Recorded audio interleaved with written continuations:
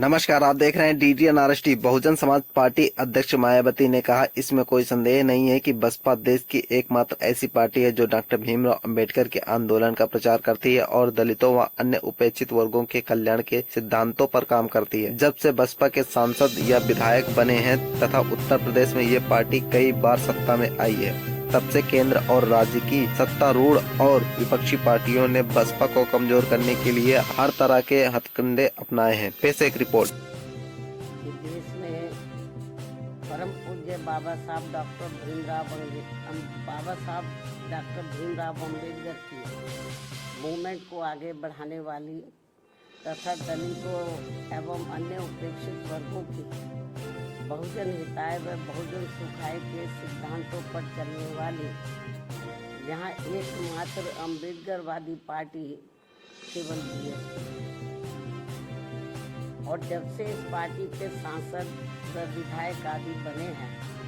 तथा यूपी जैसे विशाल राज्य में भी ये पार्टी कई बार सत्ता में आई है,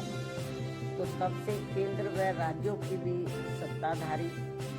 और विपक्ष की भी अम्बेडकर विरोधी जातिवादी पार्टियां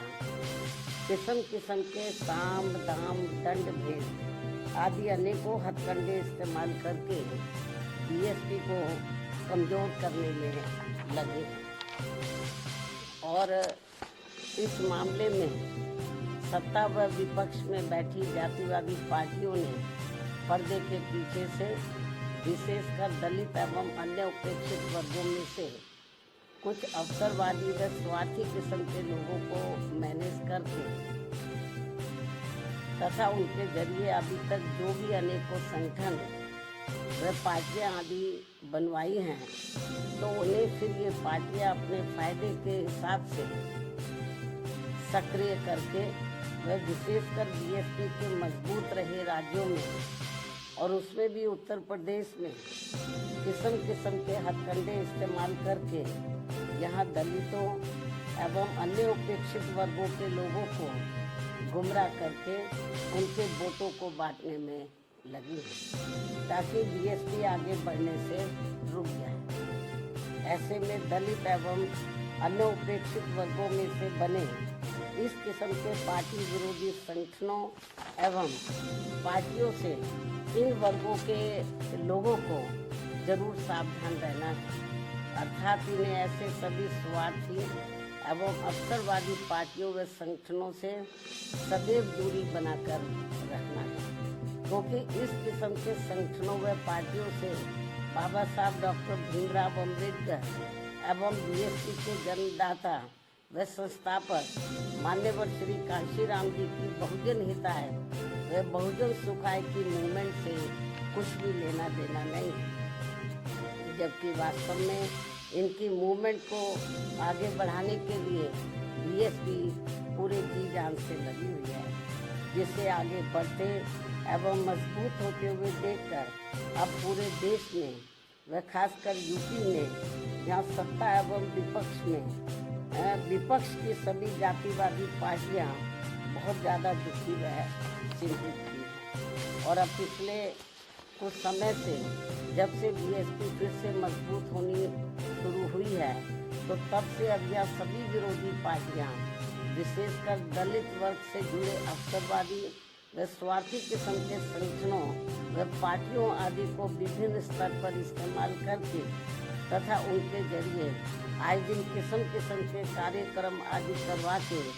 यहाँ दलितों एवं अन्य उपेक्षित वर्गों के लोगों को गुमराह करने में लगी है तथा उनकी ताकत को भी बांटने व कमजोर करने में लगी हुई है, जिनके बहकावे में इन वर्गों के लोगों को बिल्कुल भी नहीं आना है। और इसके लिए अब ये अवसरवादी व स्वार्थी किस्म के बने संगठन एवं पार्टियां या जातिवादी पार्टियों के हाथों में खेलकर तथा एक सोची समझी रणनीति के तहत बीएसपी के भोले भाले लोगों को अपने इन संगठनों व पार्टियों आदि से जोड़ने के लिए अब अपने कार्यक्रमों में व बैठकों आदि में मान्यवर श्री कांशीराम जी का व मेरा खुद का भी नाम लेकर ये कहते घूम रहे हैं कि हम तो इनके मिशन को ही आगे बढ़ाने में लगे हैं। और इसके लिए हम बहन जी का भी काफी सम्मान करते हैं। साथ ही ये भी कहते हैं कि बाबा साहब डॉक्टर भीमराव अम्बेडकर के जिस अधूरे पड़े कारवां को बीएसपी पूरा करने में लगी है, उसके साथ हम भी खड़े हैं। इस किस्म की वो बातें करते हैं लोगों को गुमराह करने के लिए। इस प्रकार से ये सब लिपड़ी चिपड़ी बातें कहकर अब ये अवसरवादी एवं स्वार्थी किस्म के संगठन एवं पार्टियां बीएसपी के लोगों को गुमराह करने में लगी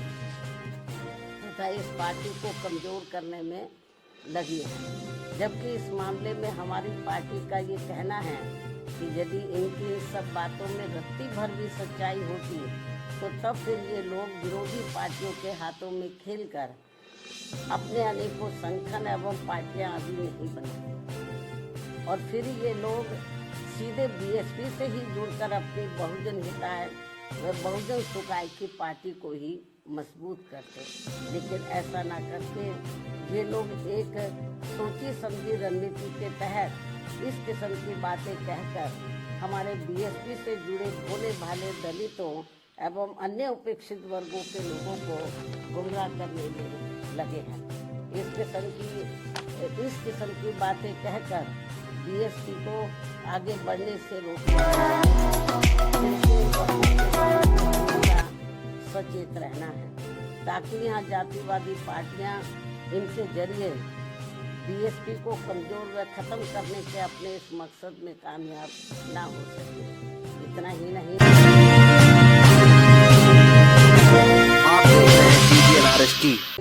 बल्कि अब ये विरोधी पार्टियां इनसे अनेकों और भी हथकंडे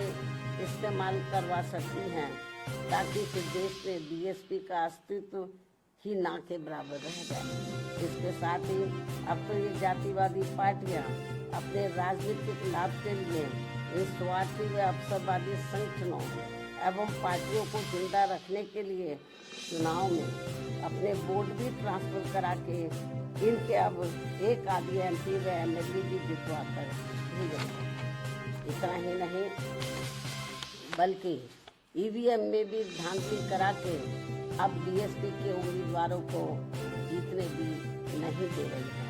ताकि दलित एवं अन्य उपेक्षित वर्गों के लोगों का बीएसपी से मोह भंग हो जाए। हालांकि ईवीएम में धांधली को लेकर अब विपक्ष की पार्टियां भी काफी कुछ बोल रही हैं।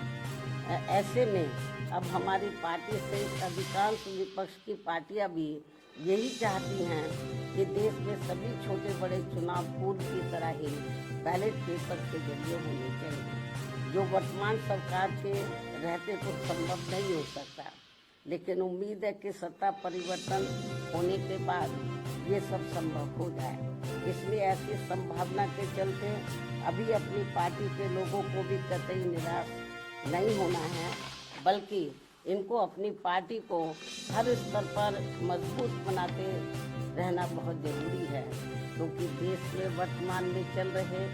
राजनीतिक हालातों में ये ईवीएम वाला सिस्टम कभी भी बदल सकता है और फिर यहाँ बैलेट पेपर से ही देश के हर चुनाव हो और ऐसा हो जाने पर फिर बीएसपी के भी अच्छे दिन पुनः वापस लौट आएंगे। इस उम्मीद के साथ ही पार्टी के लोगों को यहाँ जातिवादी पार्टियों के इशारों पर बने ऐसे सभी अवसरवादी एवं स्वार्थी किस्म के संगठनों एवं पार्टियों आदि के हथकंडों से सावधानी बरतते रहना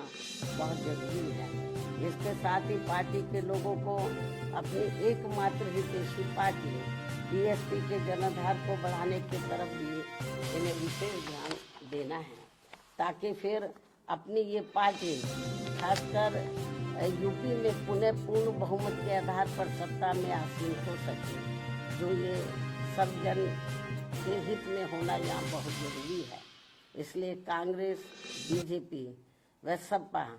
आदि इन पार्टियों के सहारे व इशारे पर चलकर दलित एवं अन्य उपेक्षित वर्गों की एकता